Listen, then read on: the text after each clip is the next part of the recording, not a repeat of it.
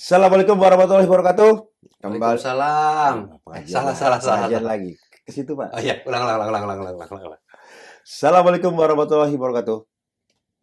Assalamualaikum. Kembali lagi dengan gue Dimas M to the BOT Mahendra. Dan Bayu Radityo. Kita ketemu lagi dalam acara Pakar Basket. Kali ini topik kita mau ngebahas liga tercinta kita di Indonesia, IBL. Yes.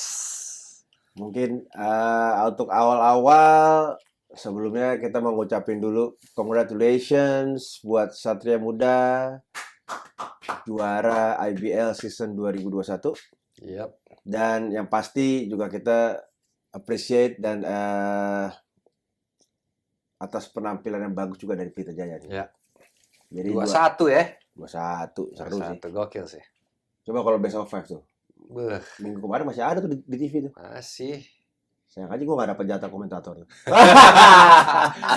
Nggak baper ya kita ya, cuma ngomong aja. Santai. Tapi dominasi banget itu emang Satria Muda dan Pelita Jaya sepanjang regular season. Dan juga dari sebelum regular season sudah diprediksi bahwa mereka akan masuk final. Nah, ini kan balik lagi nih ke omongan dulu kita sama Pak Dir nih. Iya. Pak Direktur IBL nih kan. Tujuannya adalah memang mau ibaratnya dibikin tim itu merata. Ya kan? Dan gue rasa sekarang juga mungkin kita liga itu masih at the right path gitu ya, masih on track gitu. berusaha dan tapi ya masih 2 tahun kan ya, Pak Direktur lagi membangun ini. Tapi muncul pertanyaan nih, kayak ngulang ke beberapa tahun sebelumnya di mana memang liga itu didominasi oleh selalu dengan 2 tim. Iya. Gitu ya. Name it lah, Aspak Panasya. Aspak Panasya udah standar awal-awal dulu ya. Aspak SM. Itu gue rasa yang paling menurut gue ya. Terlepas dari gue main di salah satu klub itu, tapi perseteruan 2 klub itu memang menurut gue hype banget. Anjing sama kucing. Dramanya ada, tapi drama itu kebawa. Nah itu sih. Nah jadi sekarang muncul pertanyaan lagi, apakah ini kayak ngulang ke sebelumnya, tapi sekarang SM dengan PJ. Yeah. Nah tergantung lagi-lagi nih ngeliat dari angle mana kan gitu. Kalau mau berbicara dari sisi kompetisinya, pertanyaannya adalah apakah kompetisinya artinya belum equal?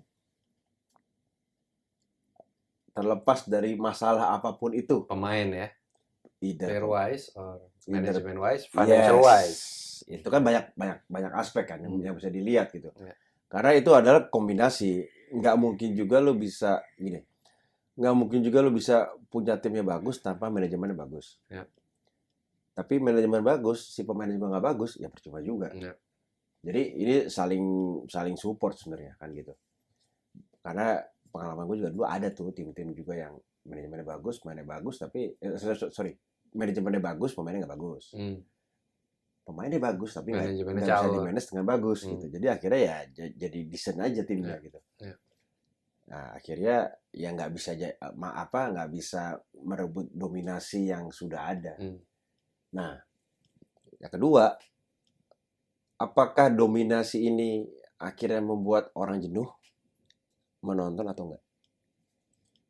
Karena outputnya dari satu industri adalah ya selling tickets menurut gue. Ya banyak faktor kalau gue lihat. Yang lo bahas barusan tuh yang menarik buat gue adalah dominasi 2 tim ini. Dari tahun ke tahun, dari dekade ke dekade tuh pasti ada gitu. Dan sekarang masuk di eranya SMPJ atau Satria Muda dan Pelita Jaya. Dua-duanya sama-sama kuat, manajemennya bagus, financially strong, dua-duanya strong banget dua-duanya. yang dimana mampu menjadi magnet untuk good players. Yes.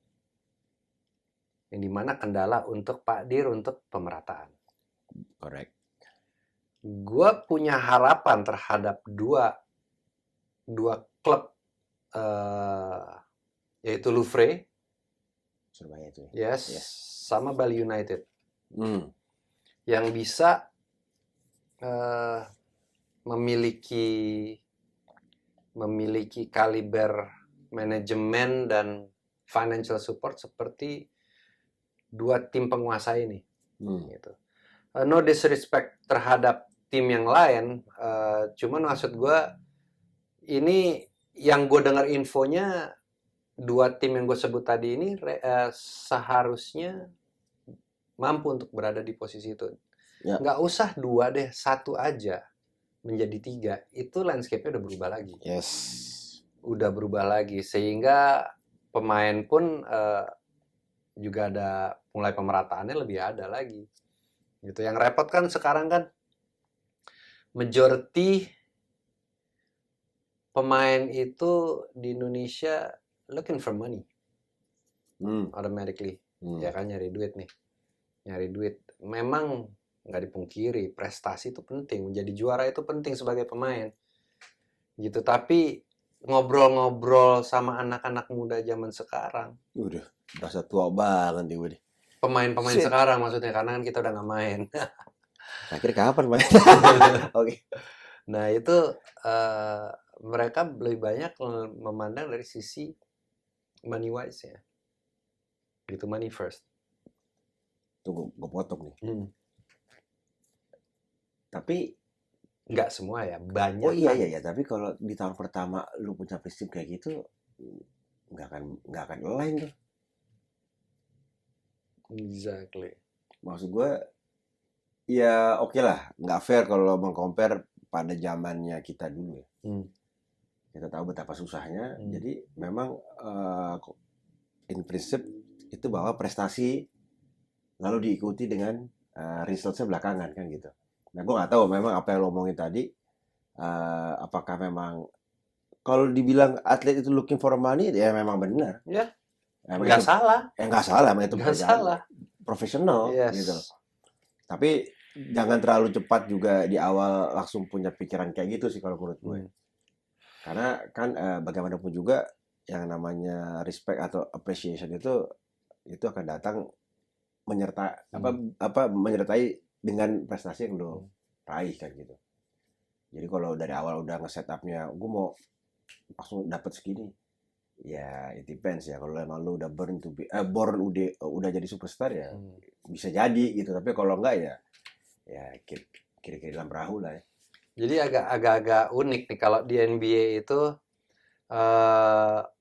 superstar yang udah mulai aging rela menurunkan gajinya, income-nya untuk bermain di super team. Contoh, walaupun gagal, seorang Karl Malone bersama zaman dulu Gary Payton mau gabung dalam Lakers-nya Shaq and Kobe. Ya kan, sedangkan ya mereka sebenarnya masih bisa bersaing, tapi menurunkan segalanya untuk mendapatkan peluang menjadi juara. Nah, kalau di Indonesia ini agak unik ya, sepengetahuan gue, playing time dikit tapi gaji tinggi. Masuk dalam super team yang gajinya tertinggi, tapi playing time-nya dikit, karena numpuk pemain bintang. Oke. Gitu. Ini something beda nih kan. Berbeda. You get yours, you get your money, and you get your championship. That's what's happening in Indonesia. Tapi menurut lu itu terjadi karena kita nggak punya cap di setiap timnya atau gimana? Gue nggak tahu udah sampai tahapan mana ya untuk salary cap di Indonesia ya. Karena it's kinda hard. Karena sebelum salary cap harus ada minimum wage. That's the point. Maksud gue di NBA itu ada, gue lupa 3 atau 4 kategori ya. Ketika lo rookie, lu tuh ada highest limitnya, lu tuh cuma dapat berapa? Ya. Itu pasti lu gak akan bisa dapat lebih. Even during lo lagi menjelang masuk NBA aja, lu terima sponsor atau kontraknya tiba-tiba meledak, lu bisa disidak tuh. Ya kan? Kayak dulu ada yang contoh LeBron aja lah, katanya di masa SMA aja dia udah ada yang ngasih hammer atau apa, itu pun jadi nggak boleh, gitu. memang nggak Itu boleh. nggak boleh, itu kan Nggak boleh tampering. rookie. Terus ada kategori memang pemain yang jatuhnya lu role player. Lalu ada superstar. Nah, satu lagi unik nih, veteran player.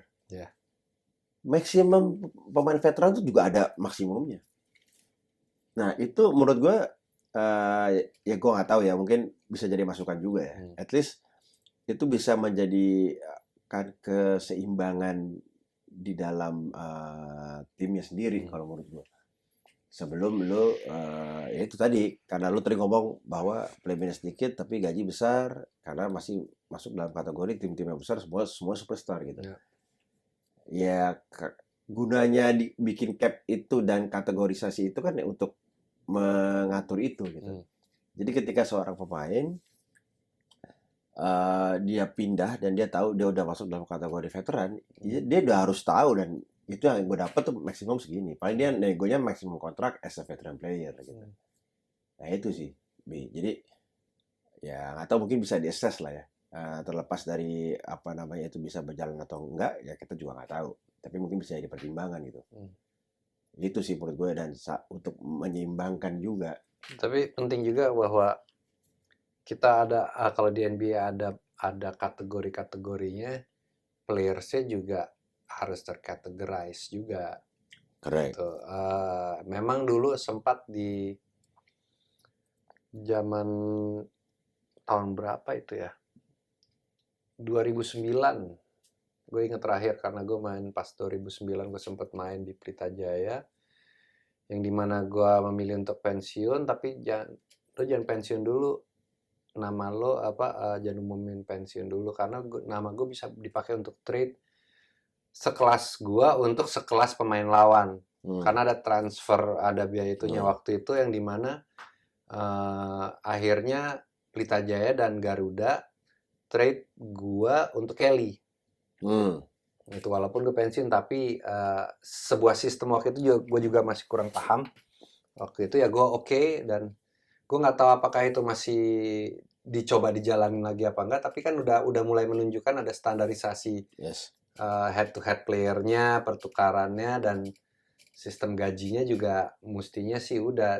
Permasalahannya buat gue adalah konsistensi pemain untuk mempertahankan itu.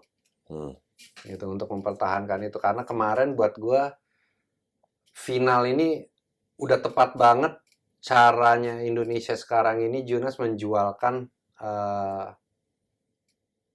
star playersnya, superstarnya di Satria Muda, Arki, ya kan, di Pelita Jaya, Pras. Ini dua termasuk favorite players gue juga gitu. Gue suka, apalagi terkhusus Pras, ke posisinya nggak beda-beda jauh sama kita, dia main 1-2.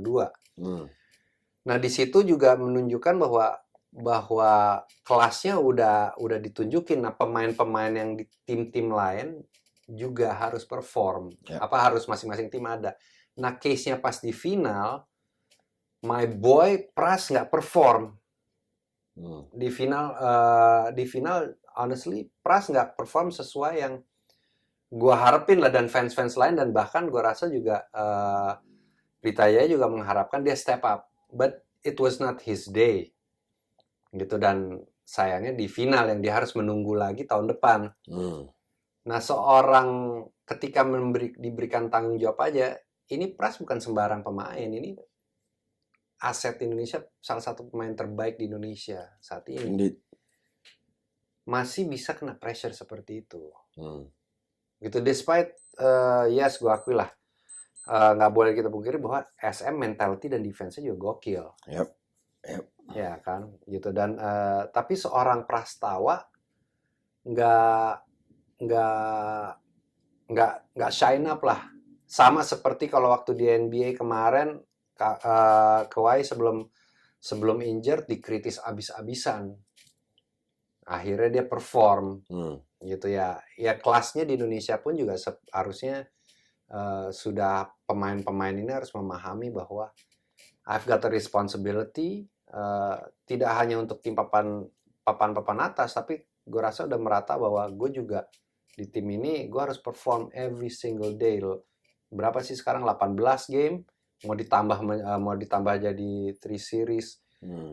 Jadi performance-nya harus dijaga sehingga value-nya mereka juga bisa terjaga. Tapi lu pernah mikirin gak sih gini, basket itu adalah salah satu pekerjaan, ya sama dong, sama bidang-bidang kerja hal yang lainnya, cuman ini industrinya di sports gitu ya. Di kerjaan lain pasti ketika lo let's say lo ngelamar di satu perusahaan, lo akan dikasih yang namanya job desk lo. Pernah nggak lo beberin job desk lo tuh apa dan responsible lo apa sebagai pemain? Ke umum. Ya secara general. Yang pasti kan satu, lo dituntut untuk ditarget ya. Yang pasti dari sisi statistik. Ya perform sesuai. Exactly. Sehingga baru keduanya bisa membawa tim ini maju ke final kah, atau masuk ke playoffs kah, atau lu bahkan juara. Ya. Itu kan tanggung jawab lo. Individually, to keep being healthy, itu adalah salah satu tanggung jawab si pemain secara individual. Yang kedua yang tadi lu bilang, perform. Ya. Nah, tapi perform ini adalah menurut gua harus ada campur tangan kedua belah pihak, yaitu dari pelatih dan juga dari si pemain. Kenapa? Yang namanya pemain itu pasti ada kalanya lu mesti tahu lu tuh mau diambil picknya kapan. Menurut gua yang tadi lu bilang mengenai Pras, picknya dia mungkin udah di semifinal. Ya, jadi kebetulan pas lagi di final picknya lagi nggak pas mid aja kalau menurut gue. Sementara di SM itu picknya lagi emang udah dibentuk, picknya nyampe di situ gitu. Nah, yang satu lagi kan kalau menurut gue yang tanggung jawab individual ya, sebagai pemain juga, lu mesti bisa responsible juga terhadap fans lu. Ini small things sih. It's a big thing, man. Ya, kelihatannya small things, tapi itu big things. Jadi, gini, jangan selalu menyalahkan penyelenggaranya. Apakah itu tontonan rame atau enggak? Kalau memang atletnya juga nggak bisa menyuguhkan sesuatu yang enak ditonton. Kan dulu kita banyak dengar people keep saying that bagusan dibikin sama ini dulu, bagusan dibikin sama itu dulu. Oke, betul, memang ada unsurnya itu gitu. Tapi dikembalikan lagi ke si pemainnya. Have they done that gitu ya, untuk bisa menyuguhkan tontonan yang ngebuat orang pengen datang lagi dan datang lagi. Nah, itu satu kesinambungan sih menurutku yang harus memang berbicara. Tadi lo bilang tanggung jawab si seorang pemain gitu ya. Emang ternyata jadi pemain basket tuh atau jadi atlet itu emang nggak cuma semudah lo harus menang tiap game sih. Itu menurut gue. Makes sense. Good point. Well anyway, barusan bukan kritik ya, masukan gue sama membuat ini perihal pemain, karena kita pernah menjadi pemain juga, pernah ngerasain apa yang kalian rasain, segala dilemanya. Memang distractionnya berbeda eranya kita dengan eranya zaman sekarang, gitu. But tuntutannya tetap sama.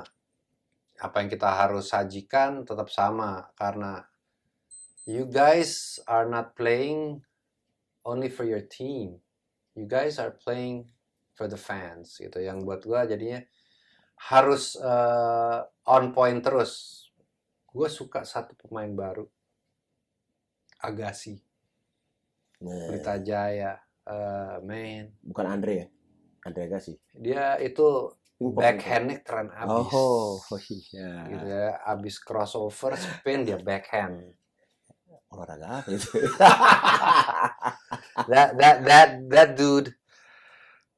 That dude can ball gitu, dan diberikan kepercayaan.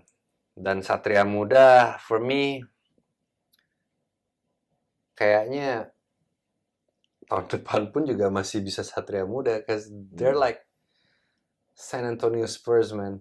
Jadi Satria Muda itu asli kayak Spurs. Beda ya, kalau era lo kan Aspak nih superstar, tapi individualnya juga menonjol gamenya. Oke, tapi gue ngerti maksud lo, Bi, tapi yang maksudnya kita mau garis bawahi di sini adalah bukan siapa timnya, bukan siapa pemainnya. Yang kita rasain berdua ini adalah mental yang harus dibangun sebuah tim dan dijadikan legacy buat si pemain-pemain berikutnya. SM, PJ. Itu mental juara udah ada. Itu nggak bisa dibangun within 1-2 tahun. Gitu. Tapi kalau dalam 1-2 tahun nggak dipupuk, ini sesuatu yang gue tetap percaya sampai sekarang ya. Kalau lo bermain di tim in any sports yang memang legacy mental juara yang nggak ada di situ, yang ada lo hanya akan berkembang secara individual, tapi untuk menjadi lebih lo harus mencari memang pindah ke tim di mana yang mental juaranya ada sehingga lo ke-build di situ. Jadi lo tadi ngomongin SM atau PJ gitu. Gue sih sebenarnya nggak kaget karena kita tahu historinya kan dua tim ini gitu. Nah, harapan gue tuh juga tim-tim lain tuh juga begitu gitu. It's okay mungkin bukan tahun ini, tapi lu at least lu show something bahwa dari sisi mentalnya tuh udah ada di sana gitu. Karena buat manajemen untuk nge-build ke next step-nya tuh, ke next stage-nya lebih mudah. Itu kan tinggal lu tahu, oh ini udah kebentuk timnya, semua udah solid, mental juara udah ada, tinggal gue butuh apa nih, kan itu enak. Nah, tapi kalau lu mau support apa, tapi kalau itunya nggak ada, itu kan basic. Itunya tuh apa tuh? Mental juaranya, itu kan it's a very fundamental. Iya. Itu kan, kalau lu nggak punya, the experience is there gitu ya. Emang kenyataannya di NBA pun kan juga begitu. Boston and Lakers dengan jumlah championship terbanyak, tradition dan lain-lain. Di Indonesia ya sekarang ini tradisi juaranya ya Satria Muda, Pelita Jaya. Harapannya kan tim-tim yang lain ini bukan sekedar ikut serta. Yes. Itu yang poinnya yang mau digarisbawahi adalah how bisa bukan pemerataan, but keeksisan semua tim ini tervalue lah, bukan sekedar ya ikut di IBL. Oh ya di tim di IBL. Kalau lo masih inget dulu tuh ada tim yang gue suka tuh. Bukan. Itu walaupun tim favorit gue sih, tapi bukan. Pimnat itu di tahun itu dia berhasil ngebuat gebrakan kalau menurut gue. Nggak hanya membuat orang ngomongin dia sebagai tim baru yang bisa breakthrough, tapi membuat tim-tim besar juga udah mulai ngelirik, mainnya bagus-bagus sih, siapa yang bisa gue ambil ya? Gitu loh. Artinya secara mental itu udah is already there. Dan gue pernah lately ya. Dan pemain bagusnya diambil Aspak. Gue nggak notice tuh. Akbar. Iya. Dan gue 1 bulan lalu pernah ketemu ex pemain Pimnat di salah satu coffee shop. Dan dia bercerita waktu itu betapa solidnya Pimnat itu dibangun atas dasar rasa ini kayak satu kekeluargaan. Akhirnya membuat itu mereka solid dan itu akhirnya membuat mereka perform. Secara nggak langsung itu nge-build mentality nggak hanya pemainnya tapi secara tim. Nah itu salah satu contoh sih kalau menurut gue yang tim yang pada waktu itu memang bisa jadi ramai perbincangan gitu, nggak hanya dari mulut ke mulut tapi juga dari media gitu. Nah, that's a good point. Gini, dulu yang seperti itu adalah Satria Muda tahun 98. Perbedaannya adalah tim SM 98 nggak dipecah tapi ditamat. Oke. Tim yang lo sebut ditarik-tarikin. Hmm. Ini tahun ini IBL ada West Bandit. Yes. Gokil. Angkat topi gue. Ya. Nah kalau pemain dicabut-cabutin, sama aja. Akhirnya ujungnya. Nah, itu kan balik lagi ke tadi lo bilang. Makanya kalau nggak disupport sama manajemen yang bagus, ya percuma. Purpose-nya juga udah beda. Ya. Sama aja kayak lo bikin tim baru, munculin pemain baru, lo jual-jualin, setelah itu lo bubar. Ya nggak gitu juga sih. Kalau memang tujuannya bisnis, kalau di industri, gue bisa ambil contoh dari bola ya, Liga Inggris, Arsenal. Menurut lo, Arsenal tuh sedih tuh, tiap tahun dia nggak pernah juara, segala macam. Makanya gue berhenti nonton bola karena dulu Arsenal tim favorit gue. Ya. Tapi secara bisnis, itu gila dia finansialnya. Dia create pemain baru, pemain muda, habis itu dijual. Ya. Tapi tim dia nggak hancur-hancur banget gitu. Karena dia pernah megang lah zaman Henry. Exactly. Tapi maksudnya manajemennya juga cukup puas dalam merotate semuanya gitu.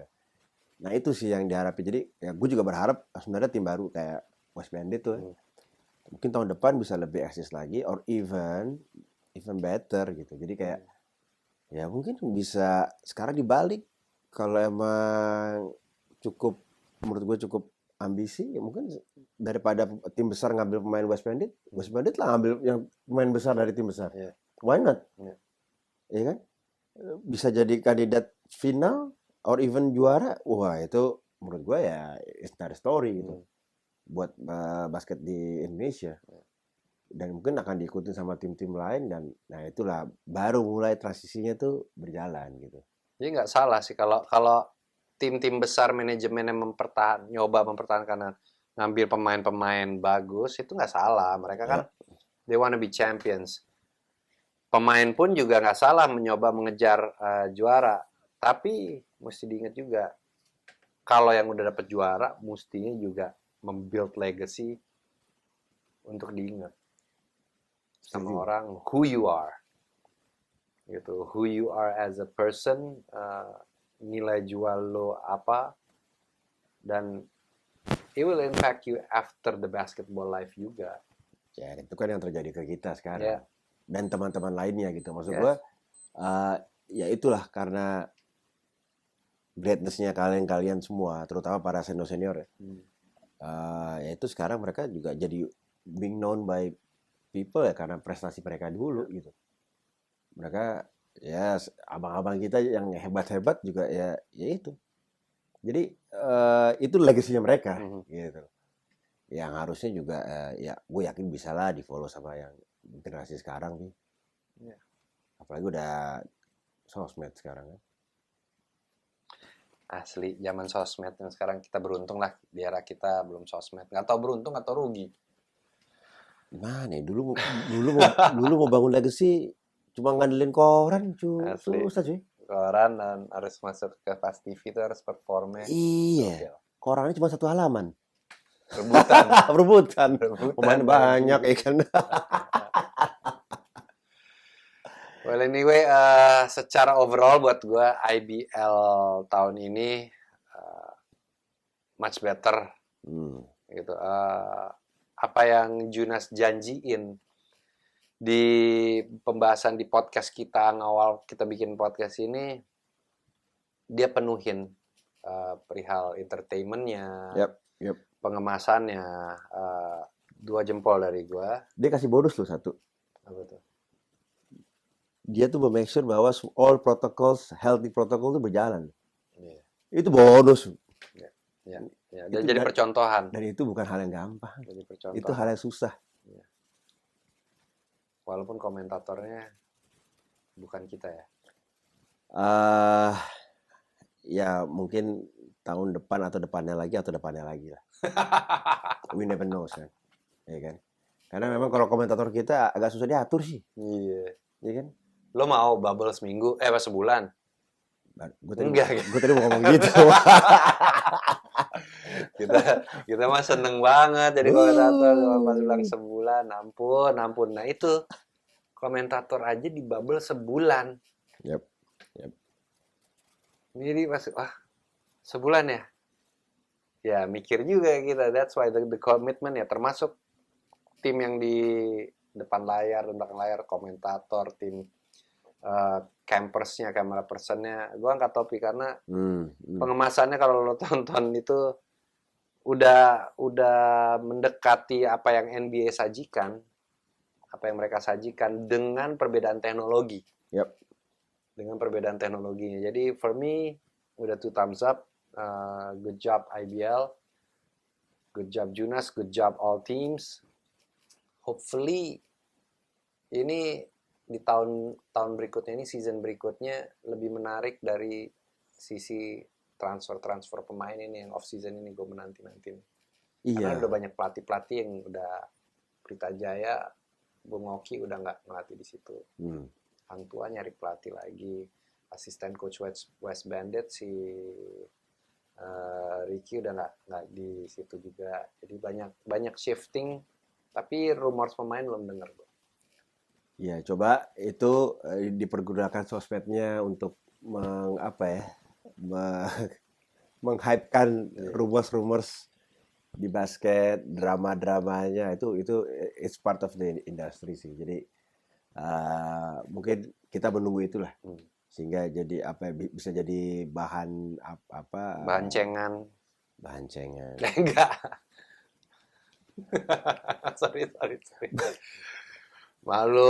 Udah malam, kita take ini malam nih buat kalian. 3:30 sore loh nih di Swiss. Asli. Di Swiss gue bilang. Asli. Itu di mana? Oh iya, tahun ini nggak ada Dewe ya. Daniel Wenas nggak main, cedera ya. Itu it's a big factor. Season lalu tuh dia udah bagus banget di Louvre, dan dia pindah ke Bali United malah nggak main sama sekali. Ya, tapi cedera. Tapi next year main ya, pastilah. Next year. Mestinya ya, karena udah mulai latihan lagi. Itu juga salah satu starnya IBL yang padahal main tanpa star yang untuk menjual juga IBL-nya. Itu so overall good job IBL. Ada lagi yang mau disampaikan? Ya, ekspektasinya itu tadi sebuah, mudah-mudahan dominasinya sekarang udah di tahun berikutnya udah bisa jadi lebih dari 2 tim lah. Gue sih expect memang at least di semifinal tuh udah cikat-cikatannya lebih seru lagi. Dan buat tim-tim yang baru gitu ya, yang tadi kita bilang, kalau memang bisa ya, daripada diambil sama tim besar, balikin lah, ngambil pemain dari tim besar untuk main di tim kita gitu kan. Itu balikin komisaris. Jangan ngomong politik. Itu bukan politik. Oh ya, bukan. Bisnis. Oh, bisnis. Mungkin bisa membantu beberapa tim menjadi sponsor. Tapi mudah-mudahan tahun depan udah nggak bubble ya. Mudah-mudahan. Ya, mudah-mudahan. Maksudnya udah bisa ditonton dengan protokol yang juga super ketat kayak di US sekarang kan gitu kan. Karena kan sekarang juga vaksin juga udah mulai berjalan ya, mudah-mudahan bisa mulai pakai penonton yang dengan limit, dengan jarak segala macam, biar hidup lagi lah, maksudnya IBL gitu. Walaupun sekarang juga udah hidup sih, cuman lebih hidup lagi lah. Amin.